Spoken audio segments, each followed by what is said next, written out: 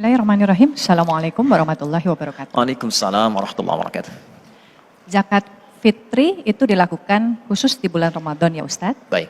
Lalu kemudian jika memang bentuknya itu harus makanan, Ya. padanan makanan apakah yang kira-kira sama dengan kurma dan gandum? Ya. Atau tadi beratnya 2,5 sampai 3 kilo, apakah kita ngasih beras? Ya. Atau ngasih makanan yang sudah kita siapkan untuk mereka supaya mereka juga makan secara langsung? Karena kan kalau beras mungkin harus masak dulu gitu ya misalnya. Nah kalau memang ternyata kita mau ngasih beras, itu harus hari H-nya besok selesai Syawal atau sehari sebelumnya sebaiknya seperti apa sih Ustaz?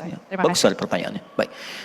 Ada pertanyaan kalau bentuknya makanan apa yang diberikan? Apakah makanan jadi yang dikonsumsi atau kemudian makanan bahan yang bisa diolah? Kalau diolah waktunya kapan? Pertama teman-teman sekalian, di hadis ini disebutkan kurma dan gandum. Ini contoh menunjuk kepada makanan pokok.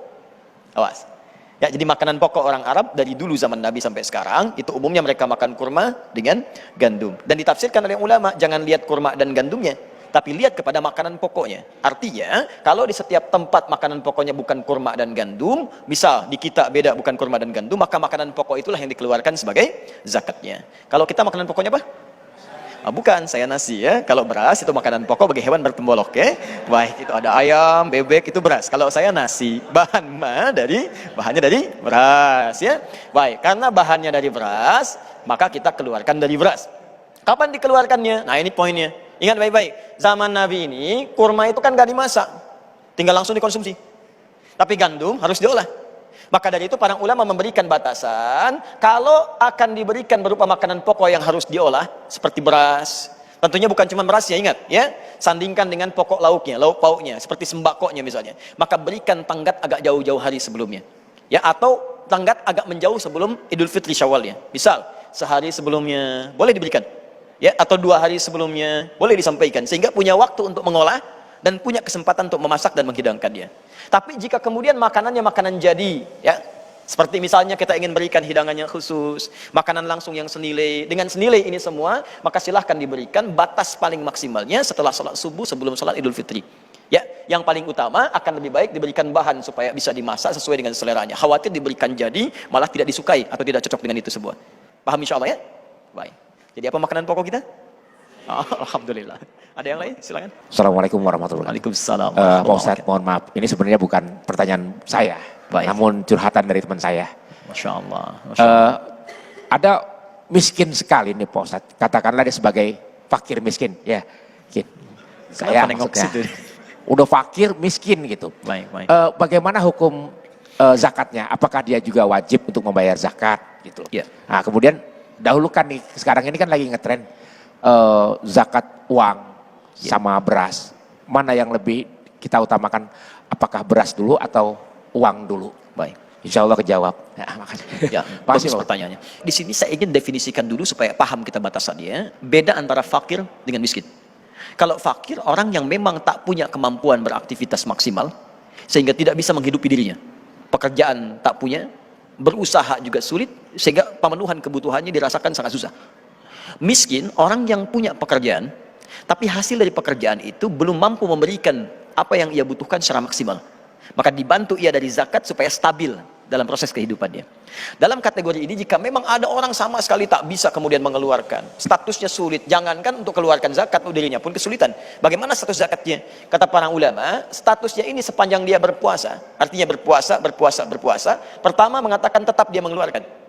Dari mana caranya? Bisa dibantu dengan orang lain yang bersedekah. Yang kedua, Ustadz, bagaimana zakat dengan menggunakan uang? Mayoritas ulama memberikan pandangan, karena zakatnya disebut menggunakan fitrun, makanan pokok, maka yang diutamakan adalah makanan bukan uang.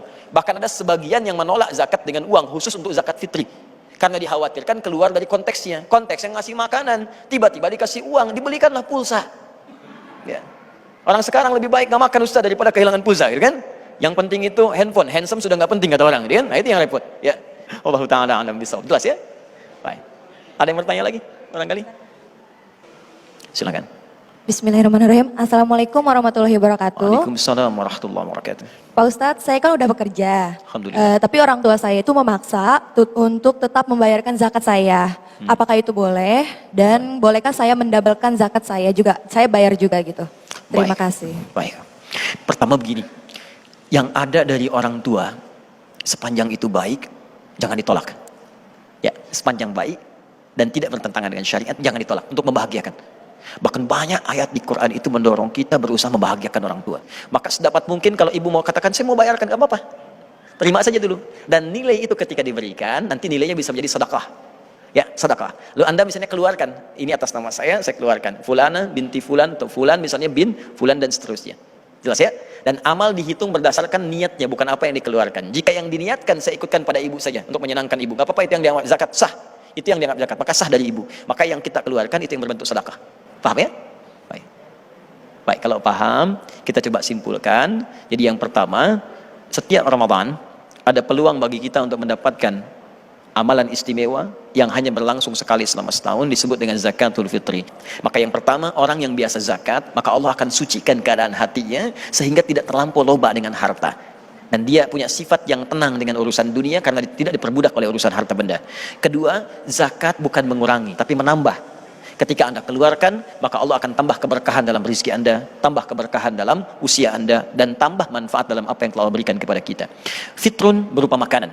Zakat ini dikeluarkan dalam bentuk makanan, tidak dalam bentuk yang lain menurut mayoritas ahli fikih, supaya bisa dikonsumsi dan merasakan kebahagiaan, sekaligus menunjukkan bahwa Ramadan telah usai dan saatnya makan kembali.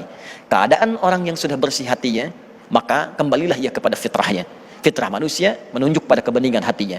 Untuk itulah Ibnu Abbas radhiyallahu taala anhuma mempopulerkan fungsi zakat fitri yang bisa mempengaruhi kepada fitrah. Maka beliau namakan dengan zakat fitrah, zakat yang bisa menyucikan jiwa seseorang selain mengonsumsi makanan untuk kebahagiaan. Itulah inti materi kita. Semoga dengan zakat fitri ini disucikan hati kita, diberikan kemuliaan dan diistimewakan oleh Allah Subhanahu wa taala. Allahumma